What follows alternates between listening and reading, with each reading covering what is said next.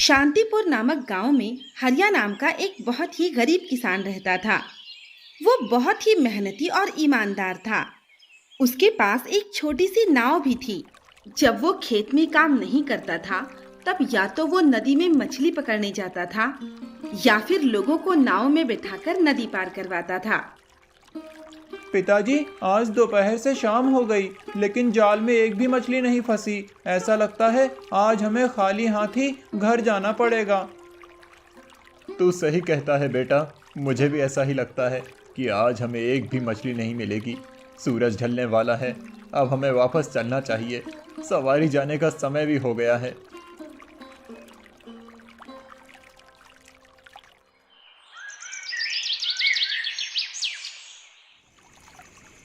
2 रुपए सवारी, 2 रुपए सवारी, नदी के उस पार ले जाने के लिए सिर्फ 2 रुपए सवारी। पहले आओ पहले पाओ, सिर्फ 2 रुपए में।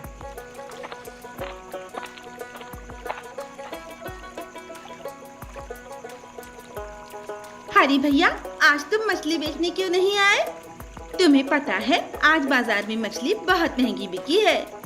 क्या बताऊं शीला बहन, मैंने नदी में बहुत बार जाल फेंका लेकिन एक भी मछली नहीं फंसी। मुझे लगता है कि नदी की सारी मछलियां खत्म हो गई हैं। तुझे कितनी बार कहा है, तेरी नाव बहुत पुरानी हो चुकी है, अब नई नाव ले ले। देख, आज फिर से तेरी नाव में छेद हो गया। क्या करूं जमींदार साहब, गरीब आदमी हूं, नई नाव खरीदने का पैसा कहां से लाऊंगा। इसीलिए इसी नाव की मरम्मत करके इसी से काम चला रहा हूं। पैसे की चिंता क्यों करता है, मुझसे उधार ले ले। नहीं जमींदार साहब, मैं आपसे उधार नहीं ले सकता।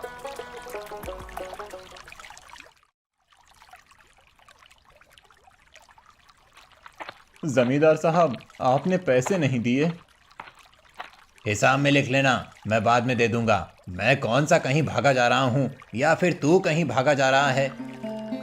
जमींदार साहब, पूरे 100 रुपए का हिसाब हो गया है। आप मुझे पैसे दे देते तो मैं अपनी नाव की मरम्मत करवा लेता। अच्छा, तो तुझे नाव की मरम्मत करवानी है। हे रामा, हरिया की नाव की मरम्मत कर देना और जितने भी रुपए लगें मुझसे ले लेना। जो रुपए मुझे हरिया को देने हैं वो मैं तुझे दे दूंगा। जैसा आप कहें जमींदार साहब। ठीक है जमींदार साहब, जैसा आप बोल रहे हैं वैसा ही करूंगा। रामा से अपनी नाव की मरम्मत करवा लूंगा। हरिया की नाव की मरम्मत में जितना लोहा लगे उतना तू दे देना और पैसे मुझसे ले लेना। जैसा आप कहो। ये ले हरिया, तेरी नाव अब बिल्कुल नई जैसी हो गई है। जमींदार के कहने पर मैंने तेरी नाव के लिए बिल्कुल नए पुर्जे बनाए हैं। तुम दोनों का बहुत बहुत धन्यवाद, तुमने मेरी बहुत मदद की है। हमने जो किया है तुम्हें उसकी कीमत चुकानी पड़ेगी, धन्यवाद से काम नहीं चलेगा। तुम्हारे काम की कीमत तो जमींदार साहब चुकाएंगे, उन्होंने ही तो ऐसा कहा था। मुझे उनकी बात बहुत अच्छी तरह से याद है कि उन्होंने क्या कहा था। उन्होंने कहा था कि जो रुपए वो तुझे देने वाले हैं वही रुपए वो नाव की मरम्मत करने के बदले वो मुझे और चंपक को दे देंगे। लेकिन वो तुझे सिर्फ 100 रुपए देने वाले थे और तेरी नाव की मरम्मत करने का खर्चा 500 रुपए है। जब तक तू बाकी के 400 रुपए नहीं देगा तब तक ये नाव हमारे पास रहेगी। मैं तो बहुत गरीब आदमी हूँ, मेरे साथ ऐसा मत करो। तुम लोग मेरी नाव रख लोगे तो मेरी पत्नी और मेरे बच्चे भूखे मर जाएंगे। ये तुझे नाव की मरम्मत करवाने से पहले सोचना था। हरिया केदार से पूरी बात बताता है। मेरे होते हुए तुझे फिक्र करने की कोई जरूरत नहीं है। बाकी के 400 रुपए तेरे बदले मैं इन्हें दे रहा हूँ। जमींदार साहब, मैं आपके रुपए एक साथ कैसे लौटा पाऊंगा? तू मुझे हर महीने की पहली तारीख को 50 रुपए दे दिया करना। इस तरह 8 महीनों में ही मुझे मेरे पूरे पैसे मिल जाएंगे। ठीक है, मैं ऐसा ही करूंगा। मैं उसकी मदद नहीं कर रहा हूँ, बल्कि उसे अपने जाल में फंसा रहा हूँ ताकि मैं उसकी जमीन भी खरीद सकूं। वो कैसे? तुझे तो पता है मैंने इस गांव की सारी जमीन खरीद ली है।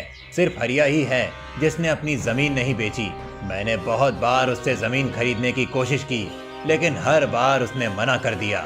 अब देखना मैं कैसे उससे मुफ्त में जमीन लेता हूँ। वो कैसे? बस तू देखता जा मैं क्या करता हूँ। इस बार फसल बहुत अच्छी हुई है। ऐसा लगता है जैसे साल भर खाने का इंतजाम हो जाएगा। तुम बिल्कुल सही कहती हो शांति। अब मैं चिंता मुक्त होकर नाव चलाऊंगा और बहुत ही जल्द जमींदार साहब का पूरा कर्जा उतार दूंगा।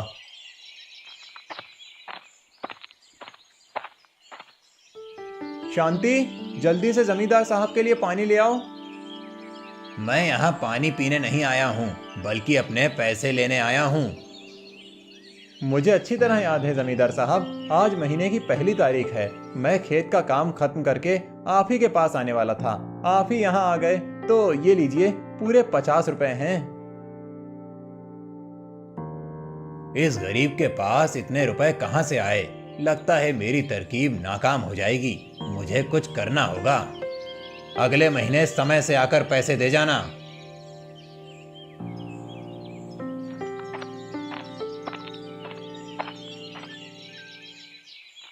अरे ये क्या? ये दूसरी नाव किसकी है? ये नाव राधा के पति सुरेश की है। अब वो भी लोगों को नदी पार करवाएगा और तेरी तरह ही मछलियाँ पकड़ेगा। ये तो बहुत ही अच्छी बात है। अब मैं और सुरेश मिलकर गांव के लोगों को नदी पार करवाया करेंगे। बिल्कुल सही कहा। 2 रुपए सवारी, 2 रुपए सवारी, नदी के उस पार ले जाने के लिए 2 रुपए सवारी। पहले आओ पहले पाओ, सिर्फ 2 रुपए में। 1 रुपए सवारी, 1 रुपए सवारी। जिसे भी नदी के उस पार जाना है जल्दी से आ जाए। 1 रुपए सवारी। अरे भाई, 1 रुपए सवारी नहीं, 2 रुपए सवारी लगता है। तुम्हें क्या करना? मैं चाहे 1 रुपए सवारी लूं या 2 रुपए सवारी लूं, मेरी नाव है, मेरी मर्जी। उस दिन हरिया की नाव में कोई भी नहीं बैठता। सब लोग सुरेश की नाव में बैठकर नदी पार करते हैं।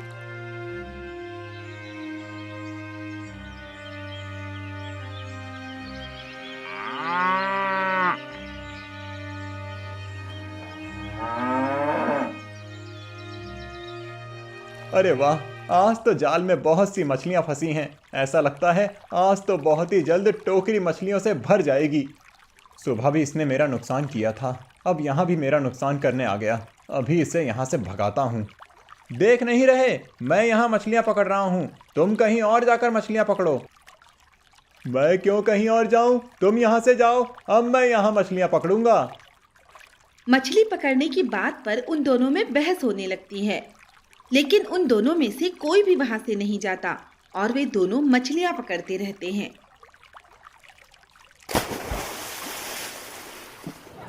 मछली ले लो, ताजी ताजी मछली ले लो, बड़ी बड़ी मछली ले लो, ताजी ताजी मछली ले लो। मछली ले लो, मछली ताजी ताजी मछली, छोटी बड़ी मछली, मछली ले लो मछली। 10 रुपए किलो मछली ले लो, 10 रुपए किलो। मुझे 10 किलो मछली दे दो भैया। मछली ले लो, मछली ताजी ताजी मछली, 5 रुपए किलो मछली। तुम रहने दो भैया, अब मैं रमेश से 5 रुपए किलो में मछली खरीदूंगी। हाँ हाँ, मुझे दे दो, 1 किलो दे दो। अरे वो बड़ी वाली दे दो, ये छोटी वाली दे दो। ये लो पैसे। कितने रुपए किलो हुए? देखा हरिया, इसे कहते हैं कारोबार करना। तू कितनी देर से टोकरी भर के मछलियां लिए बैठा है, लेकिन तेरी एक भी मछली नहीं बिकी। और मुझे देख, मैंने आते ही सारी मछलियां बेच दी। इसकी वजह से आज 1 भी रुपए का काम नहीं हुआ। आज ना नाव में एक भी सवारी बैठी है, ना ही एक भी मछली बिकी है। चल बेटा, अब घर चलते हैं।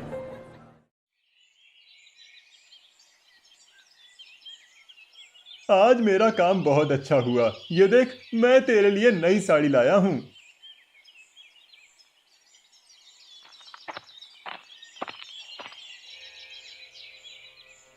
ये देखो शांति बहन, आज वो मेरे लिए नई साड़ी लाए हैं। ये साड़ी तो बहुत सुंदर है। आज बहुत देर हो गई माँ, पिताजी अभी तक घर नहीं आए। आज तेरे पिताजी ने बहुत सारी मछलियाँ पकड़ ली होंगी और वो उन्हें बेच रहे होंगे। अरे वाह, फिर तो पिताजी आज ढेर सारी मिठाइयाँ लाएंगे। मेरे वो बता रहे थे कि आज सुमन के पिताजी की एक भी मछली नहीं बिकी।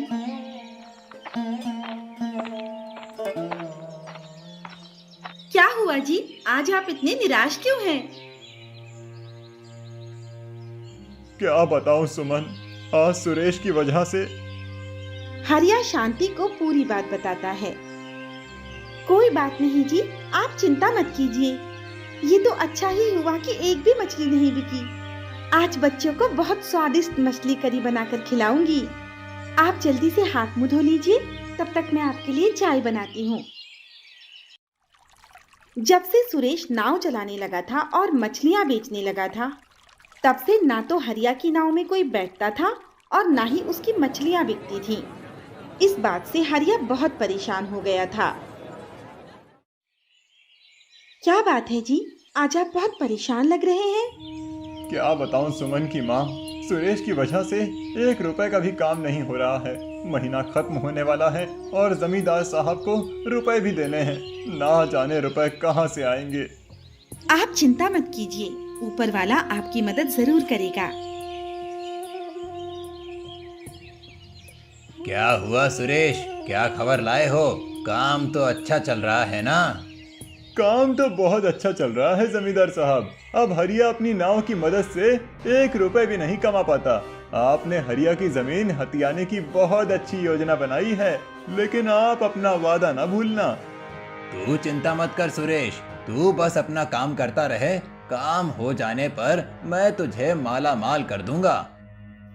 सुरेश वो सब जमींदार केदार के कहने पर कर रहा था, ताकि हरिया को रुपए कमाने से रोका जा सके और वो जमींदार केदार के रुपए समय पर वापस ना कर पाए।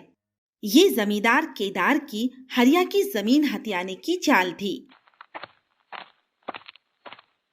इस महीने की किस्त देने तू समय से आ गया। लगता है इस महीने तेरी अच्छी कमाई हुई है। ला, जल्दी से 50 रुपए दे दे। नहीं जमींदार साहब, इस महीने 1 भी रुपए की कमाई नहीं हुई। मैं आपके पास किस्त देने नहीं, बल्कि कुछ दिनों की मोहलत मांगने आया हूँ। तुझे 1 दिन की भी मोहलत नहीं मिलेगी। तू 2 दिन बाद मुझे किस्त के पैसे दे देना, नहीं तो मैं तेरे खेत पर कब्जा कर लूंगा। जमींदार साहब, आप मेरा खेत ले लेंगे तो मैं और मेरा परिवार भूखे मर जाएंगे। अगर तू चाहता है कि मैं तेरे खेत पर कब्जा ना करूं, तो समय पर रुपए दे देना।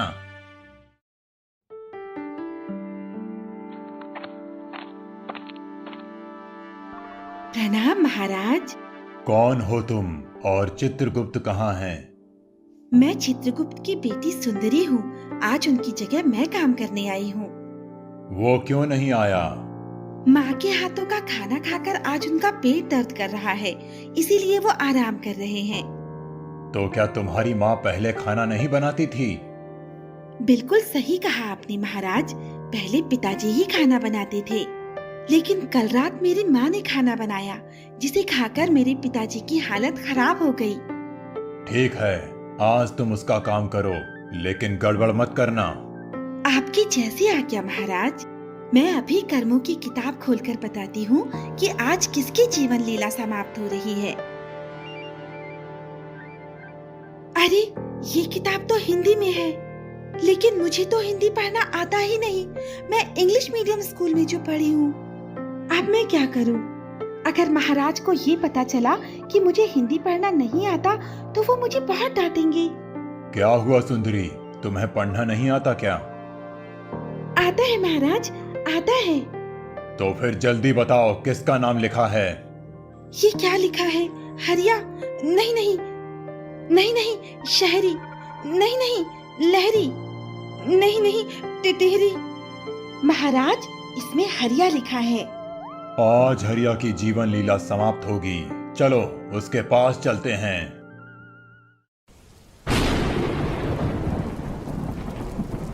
क्या हुआ जी, आज भी आप परेशान लग रहे हैं? कुछ नहीं हुआ, बस बारिश की वजह से परेशान हूँ। नदी में बाढ़ आ जाएगी तो मछलियाँ कैसे पकड़ूंगा? मछलियाँ पकड़कर भी क्या करोगे? कौन सी आपकी मछलियाँ बिकती हैं? आप जमींदार साहब के पास गए थे ना, वहाँ क्या हुआ? उन्होंने कुछ दिनों की मोहलत दे दी है। शांति परेशान ना हो इसीलिए हरिया उसे सच नहीं बताता। ये तो अच्छी बात है। बारिश बहुत तेज हो रही है, मुझे लगता है नदी में बाढ़ आ गई होगी। कहीं ऐसा ना हो कि नाव भी बह जाए। मैं जाकर देखता हूँ। नाव में तो पानी भर रहा है, ये डूबने वाली है। इसे जल्दी से नदी से बाहर निकालना होगा, नहीं तो मेरी नाव डूब जाएगी। बचाओ बचाओ बचाओ! महाराज की जय हो। तुम्हारी तबीयत खराब थी ना चित्रगुप्त? जी महाराज, लेकिन अभी ठीक हो गई है। अच्छी बात है। बेटी ये किताब मुझे दे दो और घर जाओ। अब बाकी का काम मैं संभाल लूंगा। ठीक है पिताजी, मैं जाती हूँ। आज का काम पूरा हुआ। हरिया की आत्मा उसके शरीर से निकल चुकी है। चित्रगुप्त, जल्दी से किताब में देखो और बताओ कि इसे स्वर्ग ले जाना है या फिर नर्क। महाराज, लगता है आपसे बहुत बड़ी गलती हो गई, क्योंकि इस किताब में हरिया का नहीं बल्कि लहरी का नाम है। ये तुम क्या कह रहे हो चित्रगुप्त? किताब में अच्छे से देखो। महाराज, गलती से आपने लहरी की जगह हरिया के प्राण समय से पहले ही ले लिए। अभी इसकी आयु बहुत बाकी है। हरिया की आत्मा उनके बगल से खड़ी है। ये तुम क्या कह रहे हो चित्रगुप्त? महाराज, मैं बिल्कुल सही कह रहा हूँ। आपने समय से पहले ही इसके शरीर से इसकी आत्मा निकाल ली है। यह तुम्हारी बेटी के कारण हुआ है। उसी ने हमें इसका नाम बताया था। अब हम क्या करें? महाराज, एक काम करते हैं, किसी को हमारी गलती के बारे में पता चले उससे पहले ही हम हरिया की आत्मा को उसके शरीर में डाल देते हैं। हाँ चित्रगुप्त, तुम बिल्कुल सही कह रहे हो।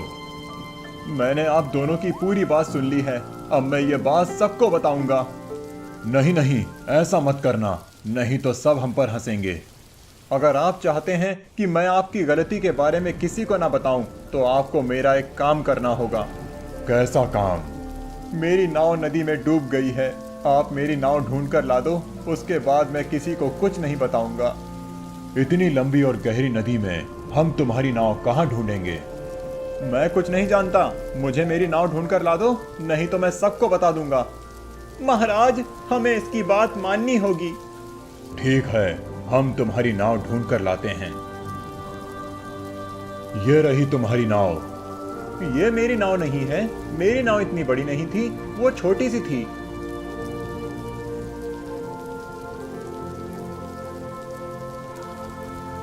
ये नाव भी मेरी नहीं है। मेरी नाव तो लकड़ी की थी। ये नाव तो सोने की है। तुम्हारी लकड़ी की नाव के बदले हम तुम्हें सोने की नाव दे रहे हैं। नहीं, मुझे मेरी ही नाव चाहिए। अब हम क्या करें? इसकी नाव कहां से ढूंढें?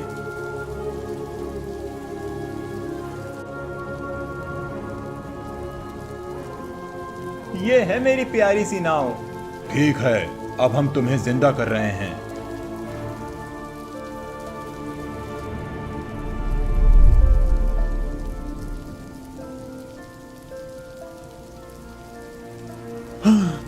कितना भयानक सपना था। मेरे सपने में यमराज और चित्रगुप्त आ गए थे, लेकिन मैं यहाँ कैसे आया? लगता है मैं बाढ़ में बहकर यहाँ आ गया हूँ। ये क्या?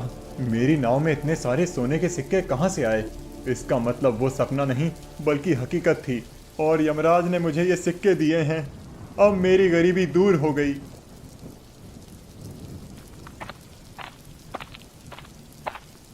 क्या हुआ? तुम सब रो क्यों रहे हो? हमें लगा था कि आप बाढ़ में बह गए हो और वापस लौटकर नहीं आओगे।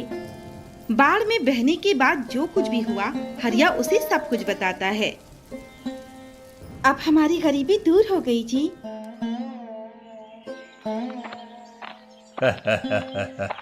तू बिल्कुल सही समय पर आया है। ला मेरे 50 रुपए। इन 50 रुपयों के साथ उन्हें भी गिन लूंगा।